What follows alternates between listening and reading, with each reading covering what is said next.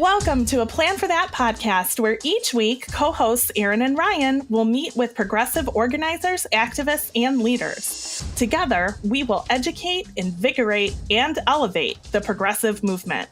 When we unite our voices, an army of progressives is possible. Hey guys, I am super excited. We had a major win today, and we'll get to that in a minute. But right now, I want to celebrate our guest, Matt Rogers. He is a progressive candidate working currently in a conservative district. He is running for the 47th House of Delegates in Virginia. He is a father. He is getting ready to welcome a brand new addition. He is an activist. He's a legislative staff. And we couldn't be more excited to have someone on the show who has quite an interesting story about how it is to work for conservatism. Welcome, Matt. So I mean, I don't want to overly sell him as if he's like some big NRA backer or something like that. But you know, in terms of progressivism, I don't think anyone who really celebrates themselves as a progressive really would see themselves like in that person's skin. This is somebody who's not a big fan of repealing right to work. Somebody who on a number of things doesn't exactly come down where I would, but I think he's a good person, and it's been an amazing opportunity throughout the years, and kind of in a weird Nixon goes to China kind of way, right? Helped create the medical cannabis industry, started it off here in Virginia. So while I disagree with him on a number of issues, important issues, I think I still think he's a fine person, and that's why I continue to be able to work with him. Absolutely. And Ryan's got quite the a trail that I think he might be able to weigh in on here too, right, Ryan? I do. I just have a quick question for you. So is this person's a Democrat, just a more conservative Democrat? So he was in my position about 20 years ago, working for a person who was a kind of Rockefeller Republican. Before it got the real social conservatism really took over that side of the aisle. He was like a teacher's person, public school person who bucked the NRA, was for choice. And so it was only natural that once that party really got taken over by that side, he was like, "Oh, I'm out of here." Yeah, that's cool though. I think there's, personally, on my well-documented journey from being I was a hardcore conservative Republican for a long time, almost all my life, and I left the party in 2016. But I think it's really important for progressives to find ways to work with more conservative Democrats. I think that's our way in. I mean, obviously we want it our way, right? Like that's the way we want it, but we can't have it that way, right? Help them see the light. That's what we'll do. We'll help them see the light, right, guys? I largely contend that, and Ryan, I think I would love to hear your thoughts on this, but I think largely, and this is something I try to impress upon the individual whom signs the checks in the office of which I cash the checks.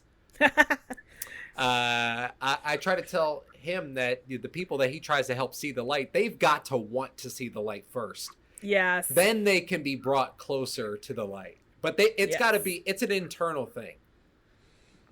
Right. Yeah, I totally agree. And look, I mean, the time, and not just like the time of day, but the time that we're recording this, the what's going on right now in our nation. We'll get into that in a little bit. Obviously it's kind of putting a microscope on that fact, right? Mm-hmm. They have to want to see the light. So I don't know. I totally agree with that. And for me, it was a search for my dad, obviously, that hasn't clicked yet. And, we'll talk about that later too. But like they have to want to see it. There's an internal awakening that has to happen. And what I try to impress upon people like on my side of things, when we're hitting doors, we're making calls. What's not going to impress upon people anything is like the 10-point plans. Like Warren, we like Warren because she had plans, but we were already predisposed to liking her and her plans. Right. What's going to connect you is sharing your kind of like experiences of life. Sharing, even if you don't have like experiences, kind of seeing like that I see where you're coming from, or I want to see where you're coming from. That's what so much of like Democrats, we suck because, you know, Republicans have like, I think like all the wrong ideas, but they know the blocking and tackling of politics so much better than Democrats do. The retail end of it, the kind of like coalition building that's necessary. Democrats think we can come in with like our you know, a 10-point plan. Hey, if you're a dummy if you don't understand point 3 relates to point 4. Yeah. Or you agree with people that I find offensive, and so now I'm gonna blanket statement that you're offensive. Ryan and I were getting into this offline, and let me be clear, listeners and everybody here. I am not reaching out to Nazis. I am not reaching out to terrorists, and I am not reaching out to people that encourage that. But there is a voter. They're in my family, okay? There is a voter who is misinformed and watching lies all day on right-wing networks, and those are good people. They're very, very lost people right now, but those are good people. What do you guys have to say? Ryan, I want to hear from you, man, because you're one of the converted. Look, this is... And forgive me if I get a little emotional talking about this, but this is really hard for me. My dad is one of those people. I come from a really conservative family. I was, like I said, I was really conservative for a long time.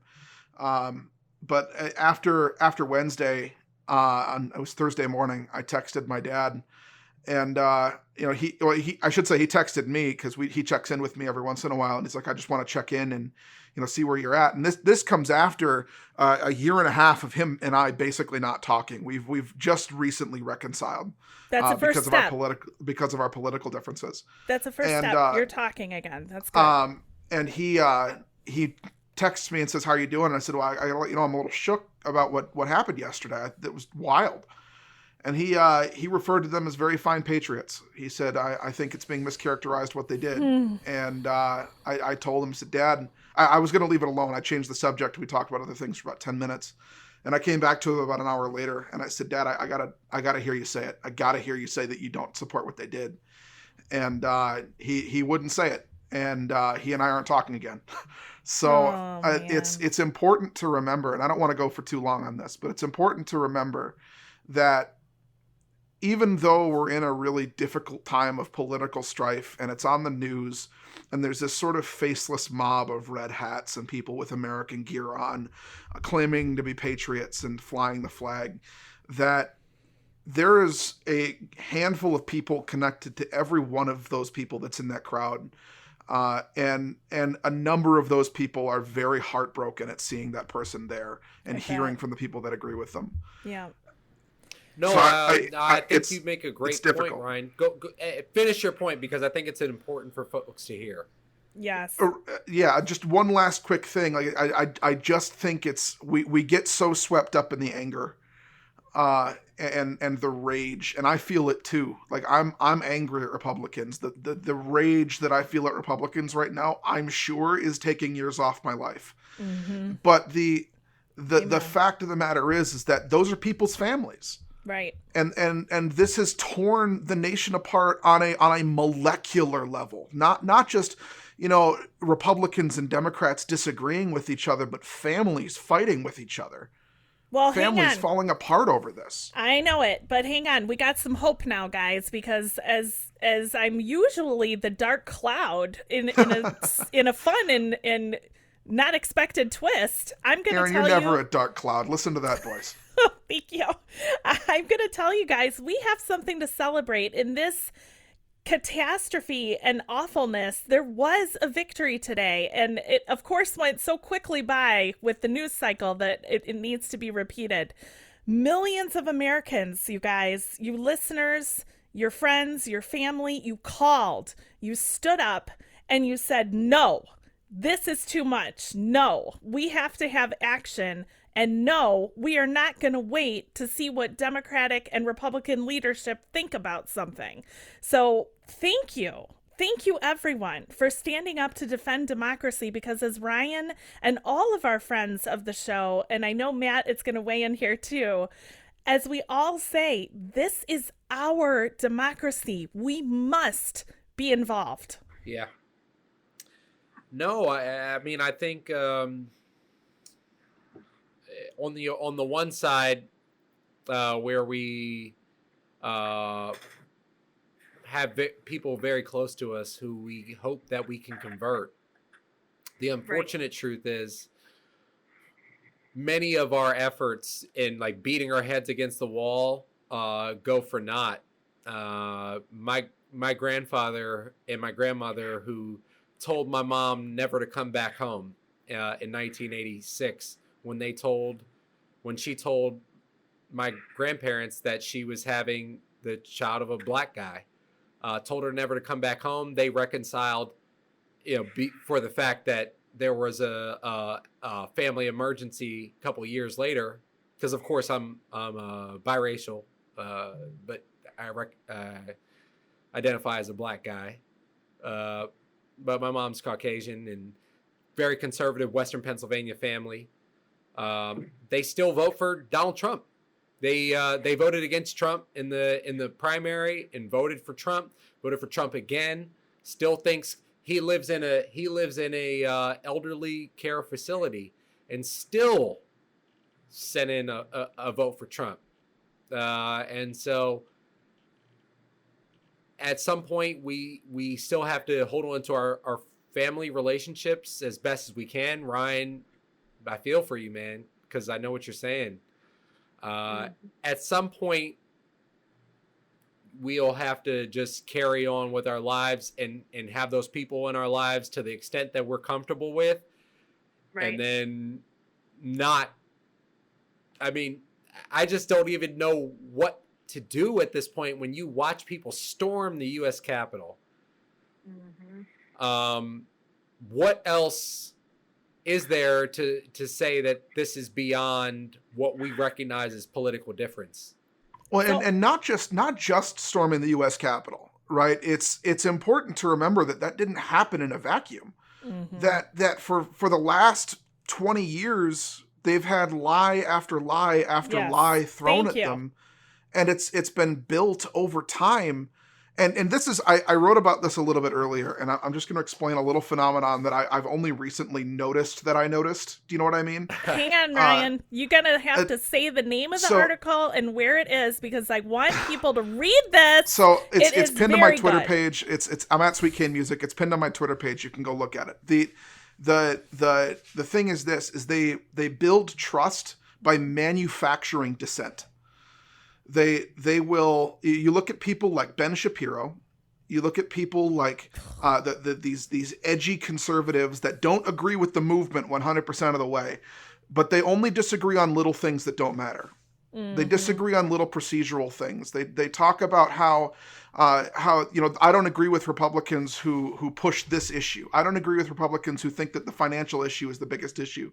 Those little things that really don't matter in the grand scheme, that you're saying I break with them on this, it creates this level of trust. Like you have this sort of ideologically tested idea that it's accepted across all ideologies in conservatism, when there really is only one ideology in conservatism. They call themselves libertarians. They're not libertarians. They're conservative light, but they agree on the big things. That's why that's why they build trust in people who we think are smart people. My dad's one of the smartest guys that I know. My mom is a pastor and she knows people. She's one of the smartest people I know. They build trust in these people by manufacturing dissent. Yes. By saying, this, we totally disagree on this, but we agree on this. There was voter fraud in this election. Mm-hmm. And that's how they build that trust. They create a sort of discourse that doesn't really exist. Well, and so to break in, that's a podcast to itself, Ryan. You go ahead one of these days and you get yourself a bottle of sangria. and you do. It is, but to take this to a meta level that Ryan and I were discussing, and this was an idea I was talking with a friend of mine just earlier today, that we really are, if we're going to be successful at all with regaining the people that we love and the people that we are just shocked to look at right now, there's going to need to be a government level, yes, I know that's scary, but a government level deprogramming. Because these people, and it's not just 5 years, it's not just 10 years, we're talking about decades. And what I've seen when I've traveled to visit my southern part of the family, and no, they are not all Trumpers, but yes, some are, there isn't a TV on. We're talking restaurants, we're talking hotels, we're talking gas stations, and it's all Fox News. This is the problem. Absolutely. And that's why, to the point of the podcast, I believe that big structural change is necessary because big structural changes created the system that we live in now. That's right. We don't recognize it because we grew up in it. But there was a programming of individuals who grew up in the South who were taught that the Civil War was the war of Northern aggression. Come on, bring it. You're right. Who need to be deprogrammed of this, who necessitate deprogramming of this because they were programmed to believe this. You're telling them something that is antithetical to fact because you were taught this when you were 10, 11, 12 years old. It's not fact. It's a perception of fact. Yes. And Ryan, you got to weigh in on this for me because it's what I hear from my own family. About, I want to say 5 years ago, I started suddenly getting attacked by members of my own family because I went to college. They're like, you and your stupid education of elitism. And, as soon as I heard that, I was like, what is going on? When did that become the enemy? And to Matt's point, it's what's being given as the pervasive narrative. Yeah, I mean, look, the groundwork was laid a long time ago for conservatism to be the anti-education ideology. Why? Explain it to me like it makes sense. If people can think logically and think critically about their own ideas, and they say they're all about critical thinking because they have that manufactured dissonance, but they say they're about critical thinking, but they hate critical thinking. Critical thinking is what led people like me away from the party. Yeah. When I stepped away and I had a college professor ask me, why do you believe what you believe? What do you think the purpose of government is? When I couldn't answer that, I had to go find an answer. Yeah. And when you ask people questions like that and they're pressed to find an answer, it leads them away from conservatism. And they're forced to find a reason for government to exist other than to protect the nation. There's this idea out there that the only purpose of the federal government is to defend the nation militarily. Right. Oh. And for whatever reason, that becomes their answer to the purpose of government. And if the answer is to talk about how it's the government's job to protect militarily, why isn't it the government's job to protect our rights domestically? But if that's the job of the government to protect, then it's the job of the government to protect everything. I do want you to go on this because here's where I'm going. And now, Matt, I want your weigh in on what we're doing on the progressive side. So here's where I'm at, you guys.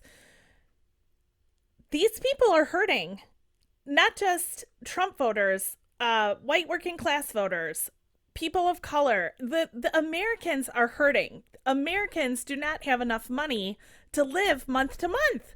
They're on paycheck to paycheck. And somebody needs to talk to them about that. And perhaps the common message isn't, things that are going to upset one or the other party. And yes, I am a Black Lives Matter supporter, but I'm here to tell you, you won't turn people away quick enough down south than to mention that. But you will get an ear, and Matt, I want you to weigh in on this. You will get an ear on corruption, on government gridlock, on no one has any kind of a wage to live on, and being afraid for their families' futures. Yeah, and I think honestly, that was a concerted effort, and that's why it will take a concerted effort to get us out of this. Yes. Once we as a country stopped accepting in large scale forced free labor of certain people, business in this country decided that we needed to break up working people of color and working people, other kinds of people, right? Mm-hmm. And so you break them down in those ways based on cultural issues. You kind of preserve something. What we end up preserving is oligarchy in this country. Thank you. And the corporate. Yes. Corporate interests. That's right. And what we find is time after time, when we actually talk about the issues of working people, we end up breaking down a lot of these structures. What you end up having problems with is where people start bringing back up those structures that break those individuals up. So, which is why in Virginia we're still working to repeal right to work. Right to work is a lie, in my opinion. Every person in this state or any other state benefits from the work of unions and collective bargaining to get higher wages, to get sick leave, to get an overtime law. Yes. But only certain people pitch in for that progress of the entire society.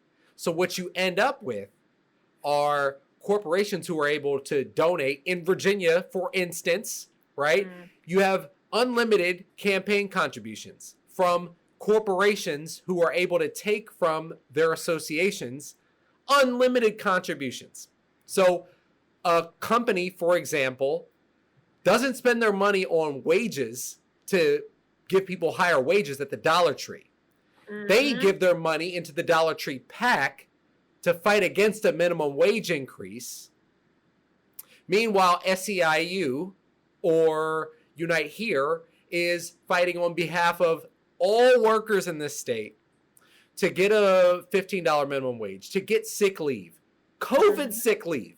We didn't even pass COVID sick leave in this state this year, largely because of people, not mentioning anyone in particular, because that's not my place to get inside anybody's brain, but it is undeniable that campaign contributions and their influence has an influence on our politics.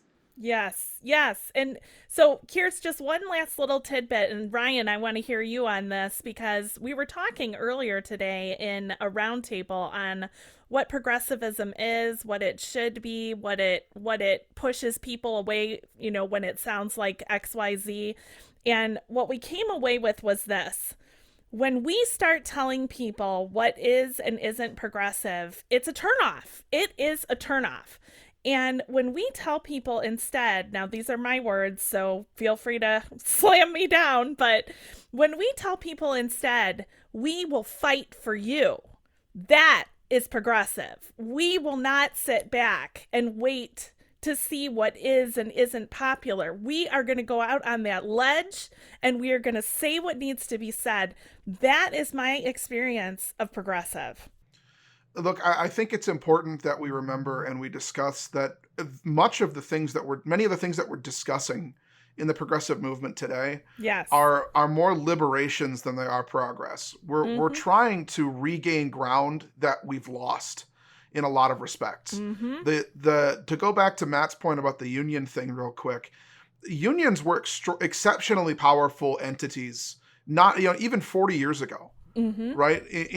Before Ronald Reagan, they were extremely powerful. And when you strip that away, when you take that away, it's easy to paint it as the big bad union and the union's just taking people's money and not doing anything with it. But it's important to remember that you're stripping workers of their ability to fight for better wages. You're actively harming yourself by voting against people, by voting for people who are against unions. I was in a union. I was in a union for the last 6 years. I'm out of a union now because I changed careers. I went into a different job. And the unionized job was largely more secure. It was lower pay and it was fewer hours because it was in a school. But my benefits were 15 times better than they are right now.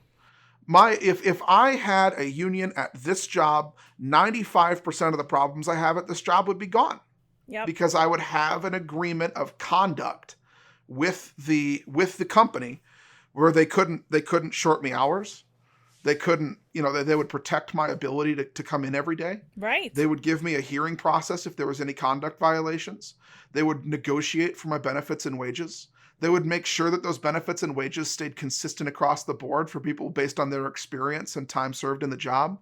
Those are important things. And nowhere does this hurt more, I think, than in the agriculture community. Oh gosh, yes. We don't talk enough about it. There are millions of farmers out there who are fighting on the front lines of a war against big agriculture lobbyists that are open to things like Trump's trade war that have decimated family farmers, and they don't get collective benefits.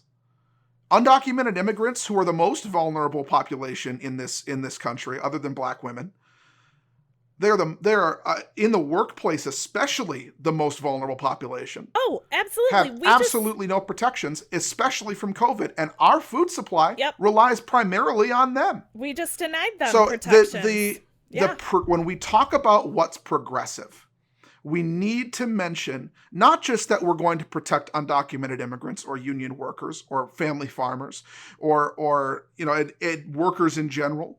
We are trying to get back the rights that were taken from us by those who don't need to be protected by those rights. Yes. Amen.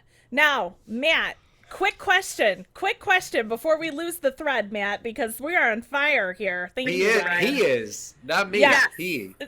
Well, it's the conversation energy in general, right? So Ryan, off of that, Matt, for you, something interesting that my little son brought up, and I'm telling you guys, the kids really are the future, and I am looking forward to it. My little 8-year-old says, "Mommy, if you have to have more of a background in education to be a part of the Democratic family," he calls it a family instead of a party, which I thought was kind of cute.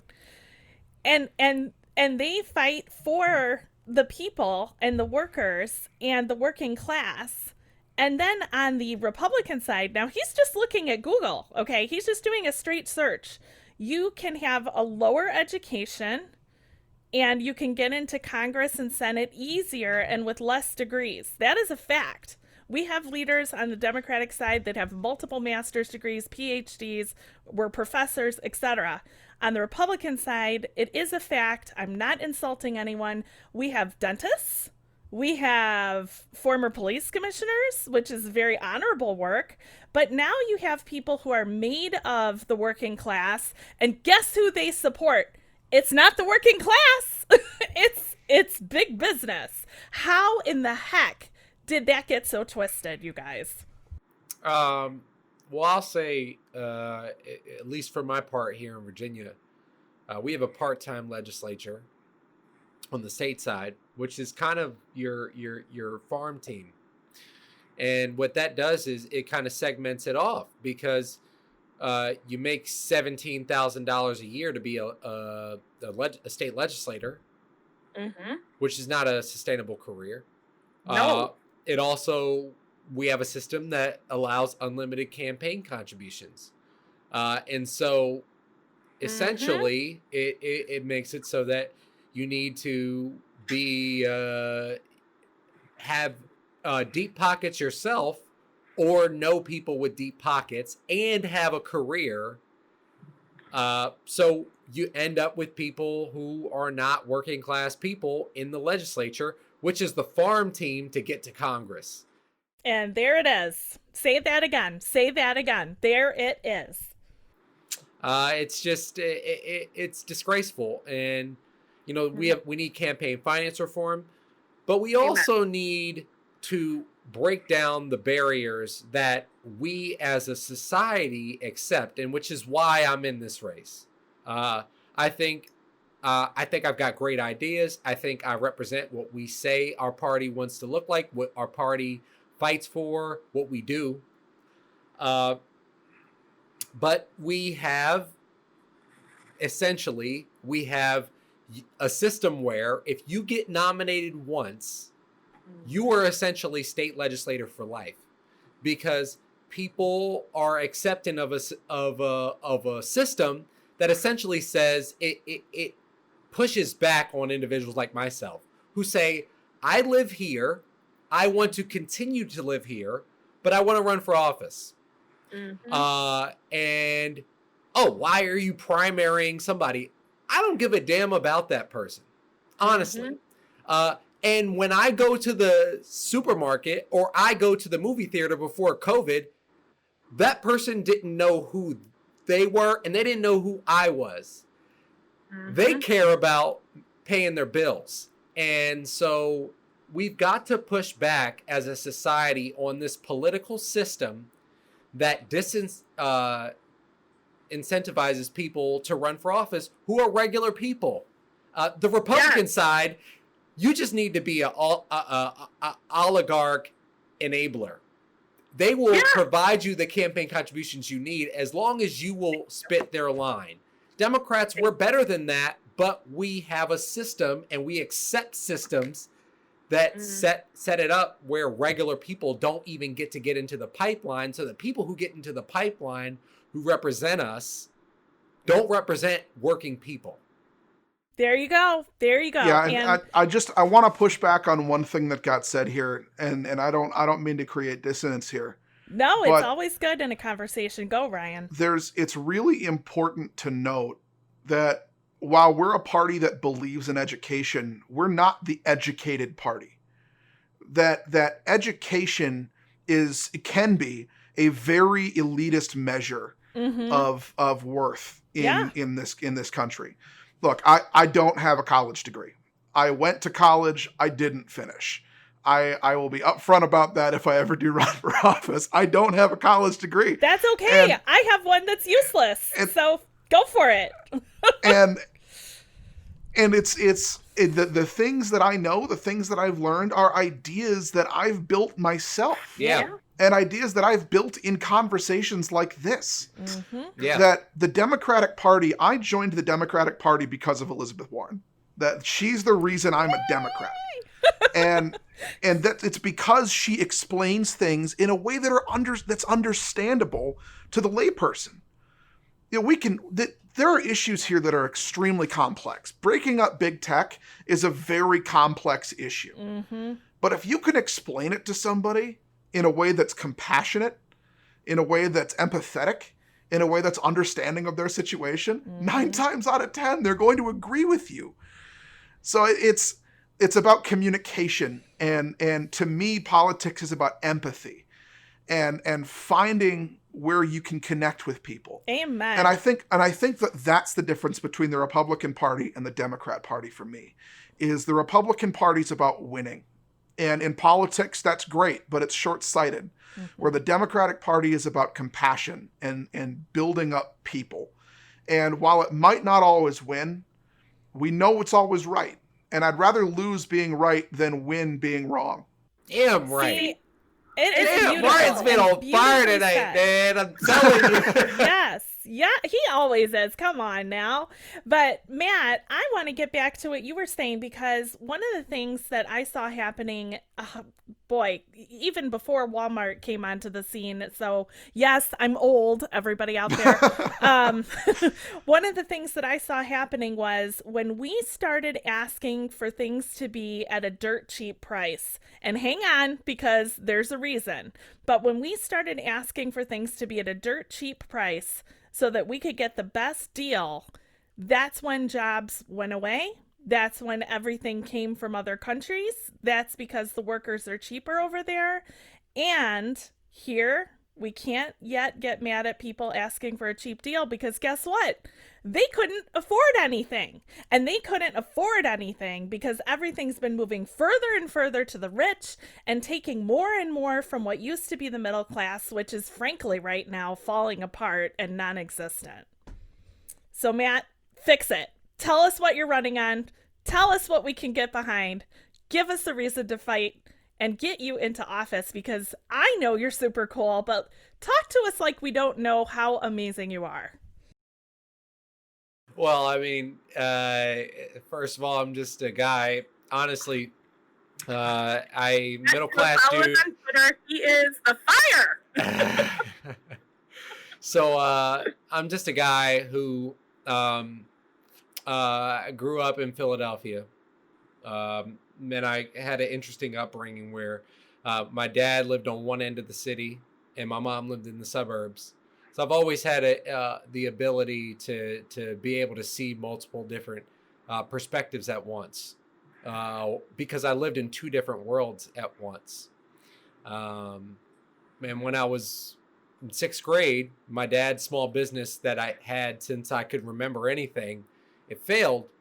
And we had to wake up at 3 a.m. in the morning every day so that we could deliver newspapers. So myself and my two sisters could eat. And so we had to keep the lights on. So early on, although on all the issues that we care about, no, I didn't understand and I didn't care.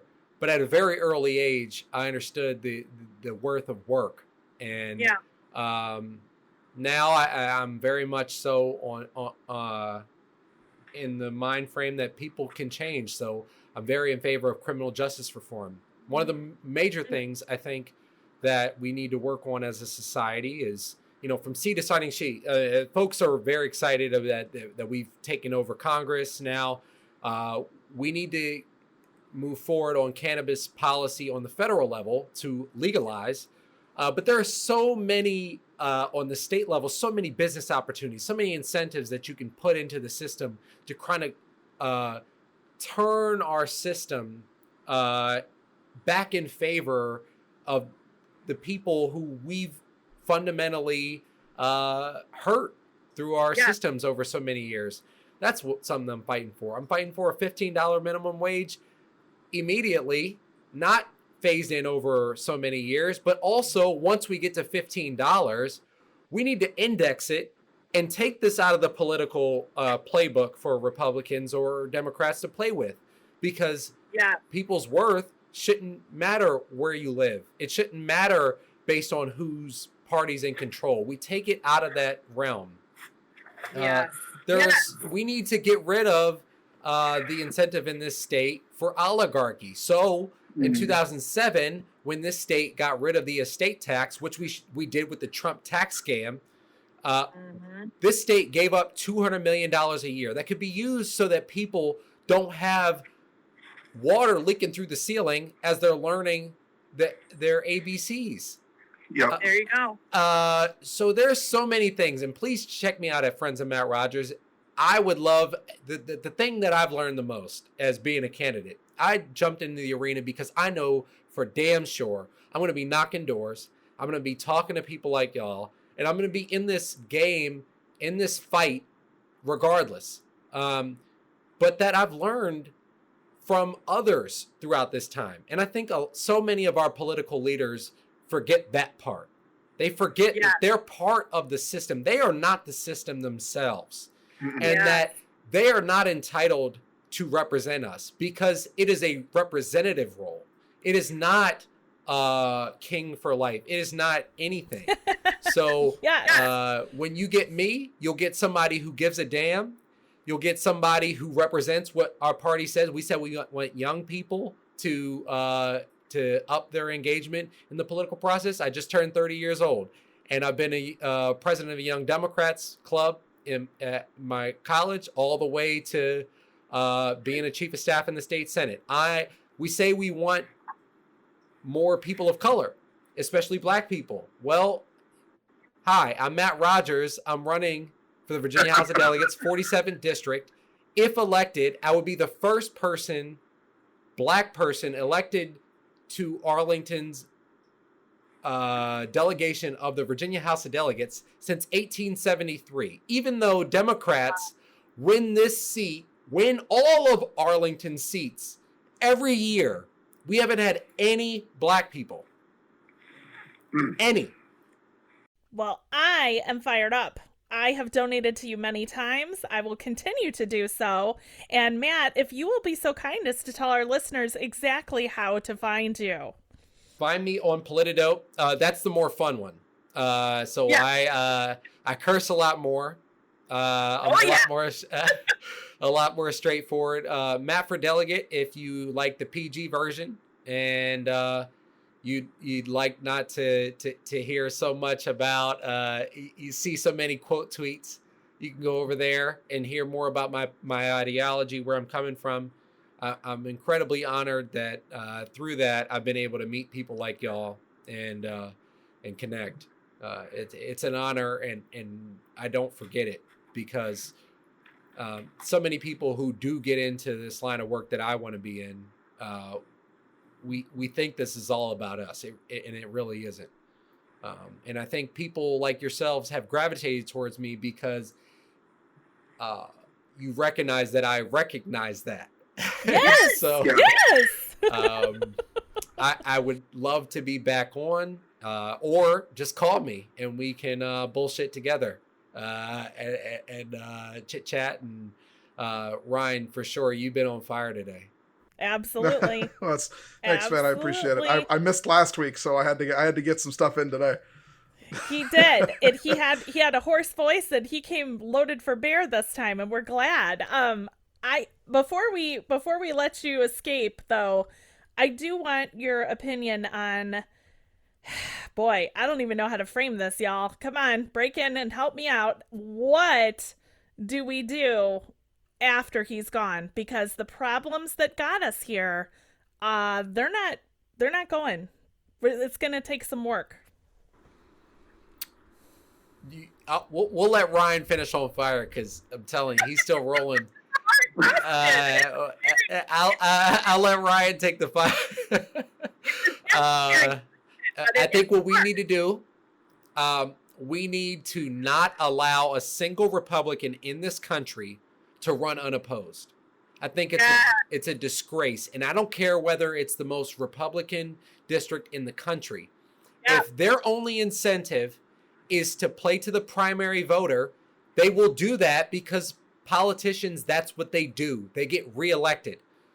And if their only play to get reelected is to be more Trumpy, they'll be more Trumpy. And Trump is not the disease itself.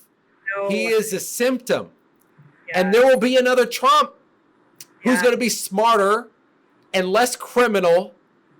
So we've got to prepare to get to bolster our democracy every year, register people to vote, and run Democrats in every single damn district across the country. Yes. I want to lay out a vision for our listeners. Okay. And that vision is simple. I want you to go with your high school age kids, your middle school age kids, and I want you to start talking about forming groups in high schools after school to start talking about these things, to make politics a part of daily life. Do you know that Young Democrats doesn't have a way through high school? Wow. We don't have after school groups. I worked in a high school. I can tell you right now that Republicans have Young Americans for Freedom. They've got Young Republicans. They've got Teenage Republicans. They've got the Young GOP. These are all groups that these kids can tap into and become organizers within the GOP. It's reachable for them. For Democrats, they have to wait till they go to college. And for the kids that don't go to college, they tap out. That's terrible. They get out of it. So what we want to do is we want to start forming a youth movement within the Democratic Party. And if you want to build a progressive movement, it's start them young. Mm-hmm. Go to your kid's high school. Volunteer as an advisor. Mm-hmm. Sit with those kids. Teach them how to organize. Teach them how to talk to each other politically. Teach them how to talk to the other side. How to talk to adults politically. Teach them how to knock doors, make phone calls, send text messages for campaigns, fundraise for campaigns, fundraise for themselves, and celebrate the day that they turn 18 and can register to vote. Make it a celebration. Absolutely. You want to start turning the tide. Go to some of these red districts and go sit in these high schools. Start finding ways to get these kids when they haven't had that ideology beaten into them yet, when they haven't been sitting in the factory in West Virginia, mm-hmm. hoping that the pay goes up next year. And they're fed these Republican talking points about how if the company gets more money, they get more money. Because that's where it happens. They tap out of the political spectrum, they become cynical, and they hear a message that brings them hope, and it never brings change, because that's how Republicans run. So if we want to start building hope that comes with change, if we want to start building a movement, mm-hmm. it has to start there. The second thing I want you to do is I want you to start finding your Democratic friends in the areas where you live. Mm-hmm. Start building local parties that can combat these things, because it only comes from organization. You got to stay active in times that aren't political. 2021 is a down year for most of the country. There's a lot of places like, the delegation seat 47 in Virginia that is up for re-election in 2021. Matt Rogers. And we're going to send everybody to go vote for Matt Rogers and volunteer for Matt Rogers. But there's a lot of places that aren't like that in odd years. Yep. Find like-minded people, stay in contact, become friends, build friend groups around politics, because people do it in religious groups and it builds churches. We can build political groups and cells of blue areas in red areas that can grow over time. Agreed. And suddenly people are seeing Biden signs in their lawn. Suddenly people are seeing, hopefully, AOC signs in their lawn one day. There are going to be times when they're going to see these blue signs and start asking questions about where the neighborhood's going and finding out who it is. Yes. And we can do that together, but we have to put the effort in. Agreed. That's all I got to say about it. Nope, you're not getting off, Ryan, because you brought something up that I want to go back to. I have a person in the family who does work at one of those factories in a podunk town. Look it up, y'all. It's called Sisney, Illinois. You've never heard of it. You'll never go, but it's there. Sisney, Illinois, okay? A town of maybe 300 people. Maybe 2 stores, 1 gas station. We see it all the time because that's where my family is. So you explain this to me, both of you. I want some brains on this. He makes less than $10 an hour. He works more than 80 hours a week. He does overtime, time and a half, whatever it takes to get things done in a go nothing, do nothing, heading nowhere town. Okay? We hear about it all the time. Now, stay with me. My husband offers him an apprenticeship job that pays equally double what he's getting, okay? Double what he's getting. But he can't move. He decides, I don't want to leave this town. So he turns my husband's offer, which is over $60,000, just to come learn to be a technician in my husband's company, okay? So that he can stay in this do nothing, go nowhere, headed nowhere town. Make it make sense. I love him, but you gotta help me not want to shake him to death, okay? Please. Well, I mean, unfortunately, we set up expectations for people in the country, and we scare people. Culturally, where even if the person does believe that they're going to make more money where they go, am I going to meet anybody who thinks like me? Am I going to be comfortable? Is that job sustainable? Am I going to go and am I going to fail?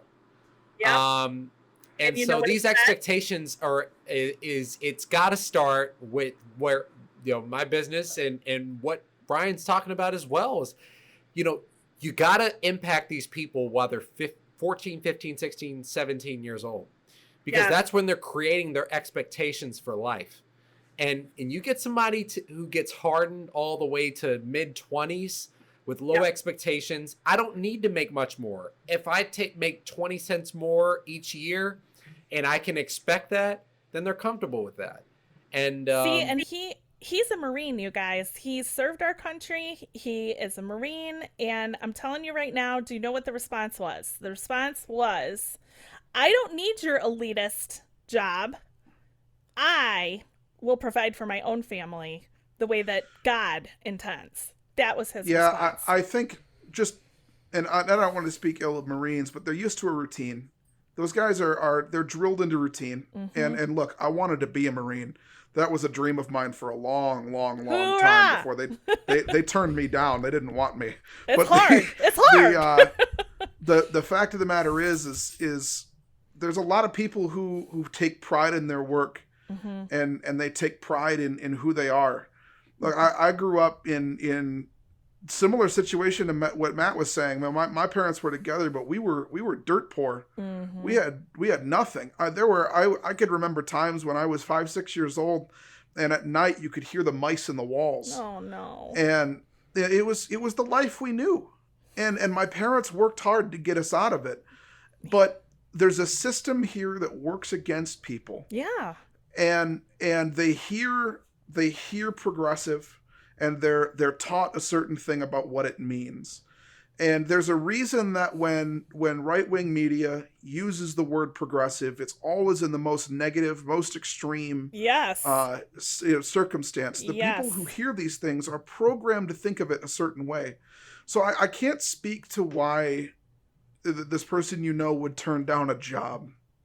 But I can tell you that people like that are turned off to the idea of the words we use, because the words we use are turned against us by a machine that's much bigger than any one of us. Thank you. And we're fighting against something here that is decades old, monolith, and billions deep, and very powerful. Yes.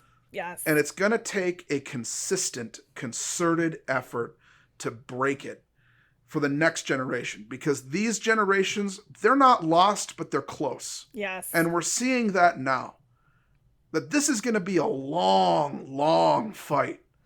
And we're going to be at this a long time. Matt and I are going to be really gray by the time this is done. Well, you know what? I'm gray right now, and all y'all bring me energy, and I'm glad to be in the fight with you every day. That's right. And honestly, and my friends tell me I'm an eternal optimist. Honestly, Ryan, me too.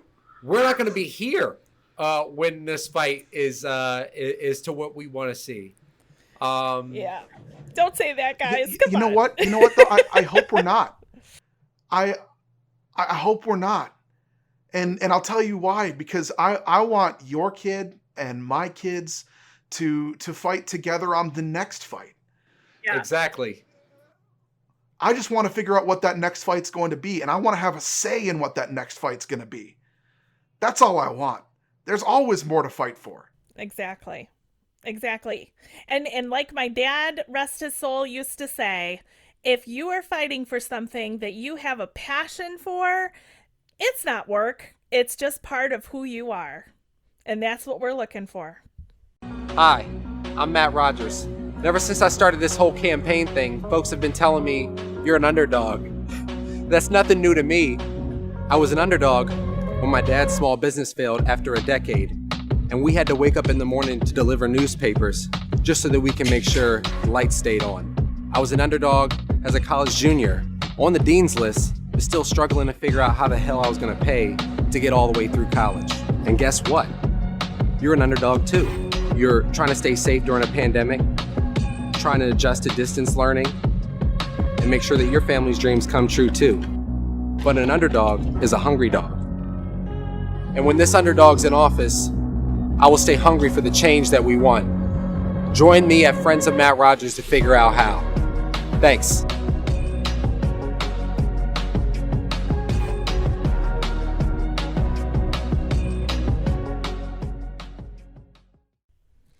So I feel like that was a way to wrap up, but Matt, I want to ask just one last thing because this is so important.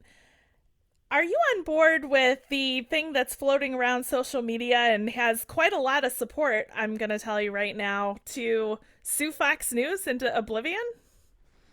I've been part of that, or I've been in favor of that since I first got involved in politics. I think they've been very much a cancer on our society. And I think to the extent that we can reel some of that in through litigation, I think that the First Amendment is something that exists in our country, and I think that that is to be litigated in our courts. And to the extent that litigation can reel them back in to some semblance of reality, I think we should do that. Yes. And see, Ryan, what we're getting at here is you have a right to say what you feel. But as a news program, you do not have a right to spread lies. You do not have a right to put people at risk. And you do not have a right to spread disease willfully and intentionally. No, I totally agree, and I think Matt's right on. I think that we've got to put the Fairness Act back in.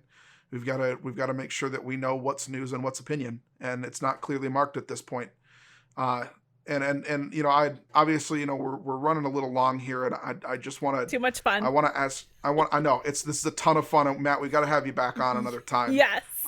This is I want to have a conversation next time about like the histories here at play and what we need to do to overcome those, and hopefully we're talking under a different administration. Yep. In the next couple of days here, but going to be the same administration, just new teams. That's kind of what I'm getting at. I'm hoping we don't get to that point. Now, of course, Biden's going to be inaugurated in 8 days. So all I'm saying is, I appreciate your talk here. I think that you're going to be a fine delegate. Absolutely. I'm confident you're going to win. We'll make sure he does. To you. Can you shout out your socials one more time, just so people know where to find you? Personal is POLITIDOPE, Politidope. And on the campaign side, it's Matt for Delegate on Twitter. Of course, both of those. And Rogers for Delegate over on Instagram. If I don't mean to cut you off, but if someone wanted to donate maybe $5 to your campaign right now, what's the website? There we go. Yeah, you'd be a friend of Matt Rogers, so it would be friends of Matt Rogers, and even $15. I do not accept unpaid internships on my campaign, so that's something that I am very. At one point in my career, I was an unpaid internship. Multiple points in my career, multiple days, multiple hours, multiple months, years as an unpaid internship. I do not believe in that. So. Every hour that somebody works on my campaign, they make no less than $15 an hour. So if anybody's listening here, I would love if you could come by to Friends of Matt Rogers. Make sure that you believe in what I'm believing in. I mean, I think folks here do. So check me out at friendsofmattrogers.com. If you make a recurring contribution of $15, that pretty much pays for an intern's hour of work. That gets people out at the doors. That gets people on the phones. That gets people texting or strategizing. And I am not a bullshitter. So please chip in if you can. And if you can't, that's okay, because I'm working for you too. If somebody wanted to volunteer for you as Friend of Matt Rogers somewhere else, they could go to find information on that? And these days, phone banking is nationwide. So we'd be on something like this on Zoom. For instance, this Saturday, and the Saturday after that, and the Saturday after that. Excellent, Matt. I'm so glad you brought that up, because I just want to give a shout out to what he just said. Everyone, you really need to key into this. Everyone was very, very happy with Stacey Abrams. God knows I was top of the list, but there was something that got missed. What got missed was that every state has someone who learned from Stacey Abrams, who wants to fight like Stacey Abrams, and all they need is correct funding. They need funds. Support the people who are willing to go to the wall for you. Do it. Go to Matt Rogers, friendsofmattrogers.com. And I look forward to being back on, Erin. Now you guys offered it, and I'm gonna put it on wax now because I'm looking forward to being back. Because Ryan's been killing it all night, and you've been killing it as well. So I need to hear some more of this on the show. Oh, you don't want to hear more from me. I'm constantly bringing everyone down and talking about how corrupt everything is and how we're going to get out of it. So we'll do that on the next episode. Matt, it was a pleasure to meet you, man. I know we've connected on Twitter before, but that's it's good to talk to you. Absolutely. Sure. Thank you, guys. Take care. Every day. We'll see you soon, my friend. Bye. Most of you know me from this video with Connie. So I had intended to get up here and talk about how racist Robert E. Lee was, but I'm gonna talk about you, Connie. Sitting over there shopping while we talking about Robert E. Lee. But I'm gonna talk about Louisiana today. The people of Baton Rouge know me for fighting for health care access in North Baton Rouge, helping change the name of Lee High School to Liberty High, fighting to keep the zoo in North Baton Rouge, and a $300 million investment coming to a divested community. Because change doesn't just happen, we fight to make change happen. Most of your run-of-the-mill politicians, career politicians, will tell you we're doing a great job. But the truth is, we understand that they haven't been taking care of the health, welfare, and the safety of our community. The numbers don't lie. Folks that grew up on streets like this, on Oreo, like me and my complex family story. My mother committed suicide when I was 2 months old, and my father struggled with alcoholism. So my village stepped in, and my aunt and uncle became my mother and father. And communities like Oreo Street and all over this country understand that our fight for change requires that we come together the same way my family did to help bring me forth. We've got to bring our state forward so our children have a state that they can live in, thrive in, and prosper in instead of leaving for what they see as greener pastures. We've got to fight for clean air and green jobs because we understand with the closure of Shell in Convent and the hundreds of jobs that we're losing, if we marry our state to one industry, we are married to their prosperity or their demise. And the future of jobs for our children requires that we look at the Green New Deal. This global pandemic that has shown us the inequities that exist in our healthcare system means that we have to fight for Medicare for all, to give every American a fair shot when they get sick. The truth is, profit should not be the determining factor of the quality of care you get when you go see a physician. It should be about health care and serving people. You have inspired me to jump into this race, to go and fight in Washington for change for all people. I am unapologetic in my positions and unafraid to speak truth to power. It's what I know how to do best, and it's what we need in D.C. What I'm asking you to do is take this journey with me. From East Baton Rouge to West Baton Rouge, to Iberville, Ascension, Assumption, St. James, St. John the Baptist, St. Charles, Jefferson, and Orleans, through all of Louisiana's 2nd Congressional District. We deserve a fighting chance for our children to live out their wildest dreams right here in this state.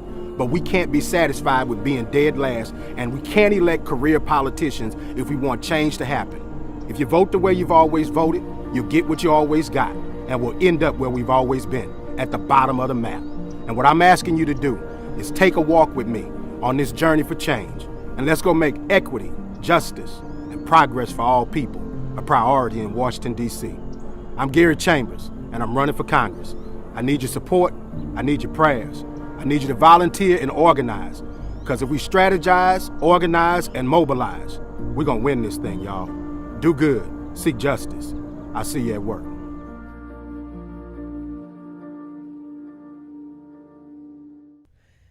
He is so awesome. What do you think, Ryan? Isn't he amazing? No, absolutely. Yeah, he's great.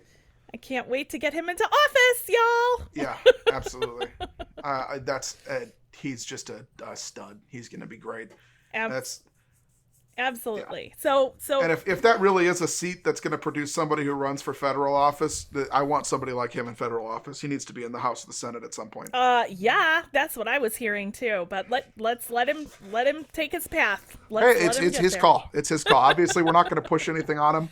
But we want the best in the House and the Senate. Amen. And on the progressive side, we seem to be getting more of them. So heck yeah, I'd love to see him added to the ranks. That army's growing, and I just want to make sure that really quickly, everybody understands that it was the progressives that you did not need to beg to save this country.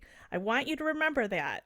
I want you to remember who it is in office that felt what you felt, that feared what you feared. Am I right, Ryan? Yeah, hat tip to Cori Bush. What a first week in office. Amen, girl. Holy smokes. You want to talk about coming out of the gates firing? Yes. That woman is a cannon.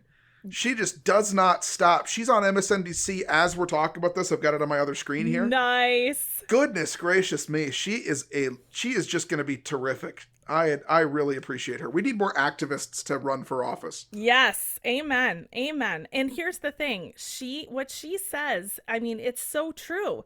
You got to have people who are close to the pain, Ryan. You can't, and trust me, I'm not hating on Nancy Pelosi. I'm just speaking facts. You cannot have a multimillionaire understand where you're coming from. It's not possible. Right. And I think it's possible to an extent, but they have to actively be working at being a part of it. Right. You can't sit in your loft in San Francisco for 30 years and think that you understand the plight of the homeless person. Thank you. You've never wanted for anything. And to be honest, look, I like Nancy Pelosi. She's been a fine public servant for her entire career. Yes.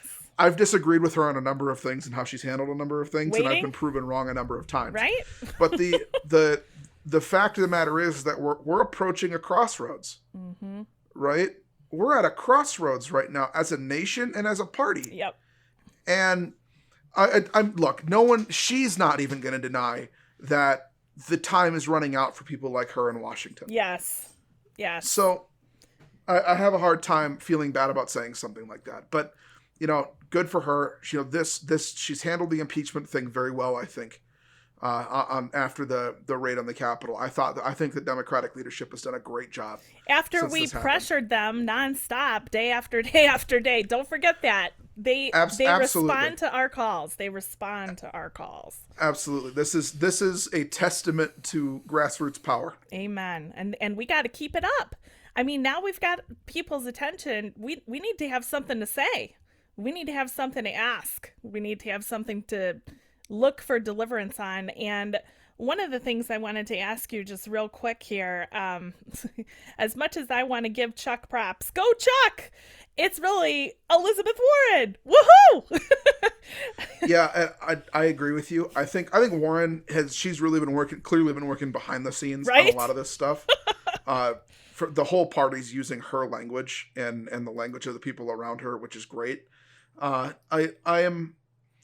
I'm a little disheartened to see how she was kind of swept under the rug a little bit, but part of me wonders if that was her choice to kind of retreat.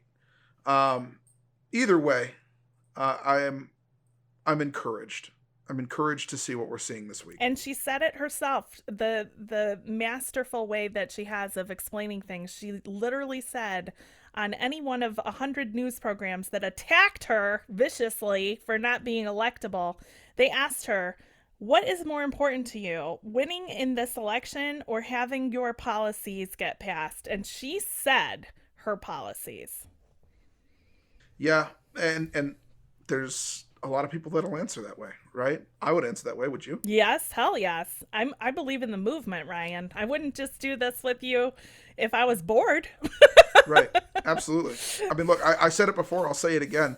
If I just wanted to win, I'd still be a Republican. Mm-hmm. Point blank. That's where I would be. And we're not there for a reason. I've got to put you on the spot because you have a hell of an idea. Why are we not reaching out to high school level people? Because I got to tell you, my 8-year-old's engaged. I know that it's possible. So what the heck? I don't know. Well, make it happen, Ryan. I don't have a good answer. Make some calls. I don't have a good answer. I wish I had a better answer than I don't know, but I don't know. We should be. Huh. I mean, that to me is clear. And this is something that I'm actively working on. Good. So I currently work in a school and I'll step off my soapbox in just a second. No. I currently work in a school as a coach, and I talked to some kids this year during the election cycle, and I said, how would you feel if there was an after-school group for you to get together with other like-minded people and talk politics and figure out like how we can communicate with each other? And the response was overwhelmingly positive. That's awesome. These kids want to get engaged. I have one student who every time something happens in the news, when the Capitol was getting besieged last week, he was texting me on an app that we use for student and teacher contact. He was texting me and saying, "This is wild. Like, I never thought I'd see anything like this." And I said, "Neither did I." Right. But these kids are engaged. They are already paying attention. Yes. They just need an outlet. And I think the problem that we run into for engagement for a lot of these kids is, for whatever reason, we don't give them a place to go. So many of them want to get involved, but they don't know where to go. They don't know who to talk to. They have no connections. And teachers are often discouraged from talking to these kids about it. Yes. So, and for good reason, right? You don't want your civics teacher to appear to have a bias. And I understand that. But this is where parents need to come in. This is where community leaders need to come in. If you're a Democrat in a red area, in a blue area, in a purple area, it doesn't matter where you are. We don't have engagement on the high school level. The kids that are doing this out of high school are the hyper engaged, know where to go, know who to contact kids. And that's maybe 0.5% of the total population of students. Sorry, my dog's getting a little, he wants some love. He's been alone for a while. No, that's okay. And I'm glad you brought that up because, hello, TikTok. We watched these kids single-handedly take rallies out of Trump's hands. We watched them push Ossoff over the top. I mean, right. This is important. No, absolutely. I just think it's our most important challenge for the next 4 years. We have got to get the kids involved. And I have this vision of how this is going to work. I've got this idea of high school kids celebrating their registration days. Yes, I love it. Celebrating the day that they can vote and bringing in the freshmen and the sophomores and the juniors who aren't there yet, who get to celebrate with their seniors who have worked for this for so long. And you have to establish a culture where politics are celebrated. And this is how you do it. You do it at the high school level. You get these kids excited about politics. You establish this community, this camaraderie between high school Democrats, progressive, center, moderate. It doesn't matter. Yes. They're all Democrats. Well, and Ryan, to your point, it's the right-wing Pravda machine paid for by dark money that tells us we're so divided. We're not divided. We're not divided. People who are of color are suffering for money, just like people who are poor white working class are suffering for money. And I've said it once and I'll say it again. Racism is awful. I'm here to stamp it out. And I will tell you that it's being stoked on purpose by the people who want to remain in power so that you don't focus on them and you only hate one another. Right. And it's important to make that point economically. Yep. But it's also important to note that we're gaslit about the other stuff. Yeah. We're constantly told there isn't police brutality. They just shouldn't have resisted. There isn't an issue of an education disparity. Those schools they're crime ridden. They're in crime ridden areas and they don't get enough help. This sort of lens that we have bad apples regarding good apples, race, right? It what it does is it creates a narrative that is distrustful. That's right. And you hear people like Matt, who grew up in Philadelphia, who said he had experience in the suburbs and in the inner city. And you hear that, his experience, is, while there are a lot of differences, it's not all that different from mine. We both grew up in relative poverty. right? We both experienced poverty, but he's experienced things that are way beyond anything that I've experienced in that regard, right? And common sense tells a normal person that's not right. Yes, and I grew up, and this is probably due to my age, y'all. I grew up in a family where my mother was making the most that women were allowed to make during that era. And I grew up seeing a middle class, an upper class and a middle class. I grew up seeing people who, yes, were wealthy. Maybe they lived in a richer part of town. But I did not grow up, you guys, seeing a house. And Ryan, this is a reality. My family and I drive around, and especially in the time of COVID, not leaving the car, but just looking at all the Christmas lights for the season. And I saw a house. I kid you not. I talked about it on the last episode. This is disgusting. It looked like a full-blown house, like a huge house had been glued to another house. And that was the house. What? Why? When down the street, you can't get hot water. Why? Yeah, this is a whole episode. Right? If we talk about this. I know right? it.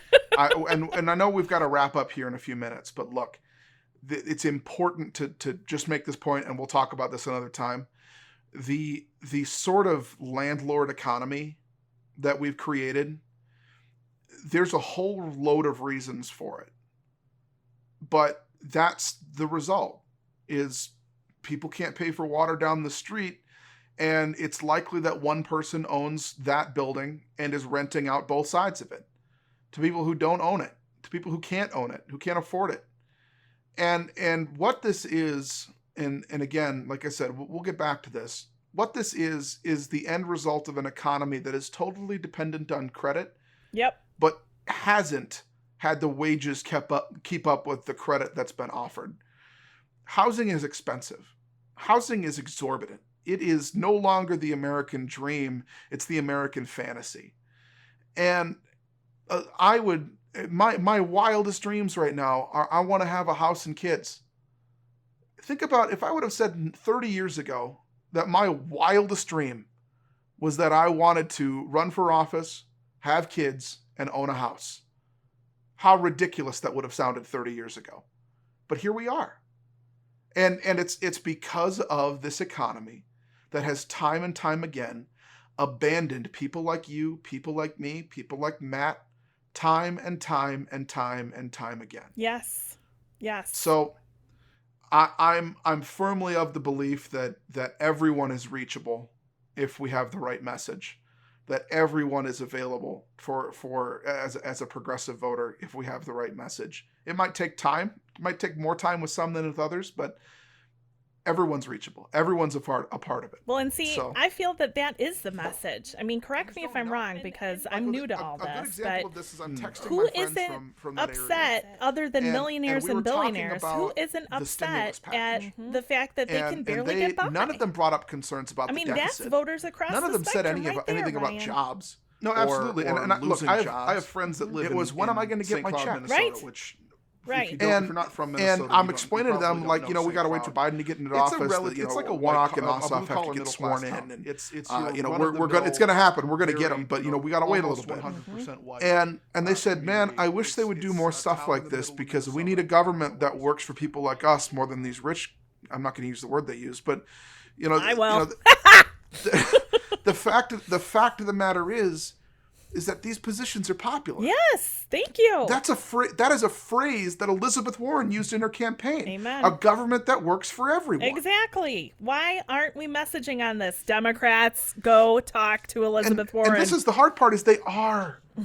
A lot of them are. Many of them, and they don't. Nobody listens. Right. Because the media is controlled by this money machine. Yes. That drowns that out. Yes. Yes. I hate it. Well, I know we talked about dark money last time and I missed that, but this is my way to get it in. I hate it. Well, it's coming out, Ryan, and here we've got a unique opportunity, and please forgive me because I am not in any way celebrating what happened to our country. Not in any way. It was terrible, it was disgusting, and quite frankly, I was in tears. But here's what I can tell you where we are right now. and I see it on the wall, Ryan, and I know you do too. This is it. This is the door that's cracked. We're going to find out who funded this terrorist attack.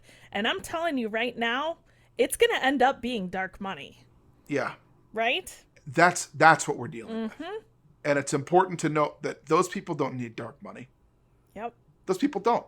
Those people are dark money. Exactly. Those people donate to dark money. Exactly. And that is my point. This is our moment. We've always been fighting dark money, but now that there was a terrorist attack, we've got patriotism on our side, Ryan. Yep. I mean, it's the fact of the matter. We're up against a force right now that I don't think that I ever thought I'd see in my lifetime. Yeah. But it's here, and we got to fight it. So, I mean, look, every change in American history has been peaceful up until this point. Yep. So, yep. Let's get past this. Get him out. We get past this. We get him out. We can start to deal with this a little bit. The head of the snake is off, but we have to deal with it properly. Yes. So, I know a lot of stuff's going to come out, and I know on our next podcast we're going to have a ton of stuff to talk about. But I think that's a good spot where we can say, the hope is that we're just going to get through this. Yes. We're going to get through this. And you know what I'm going to do, Ryan? It's never changed. I'm going to continue to elect progressives. I'm going to organize, educate, and elevate their voices because they fight for us. They do. Absolutely. Amen, brother. That was so much fun. And in a landscape of catastrophe and absolute sadness, I did get some hope today. We turned the tides. People are listening, and yes, even the dark money donors are fleeing like toxic waste. Yep, the hope today was in the 47th delegate district of Virginia and Arlington. Well, let's get Matt Rogers elected. Exactly, and follow him on Twitter because damn, those tweets.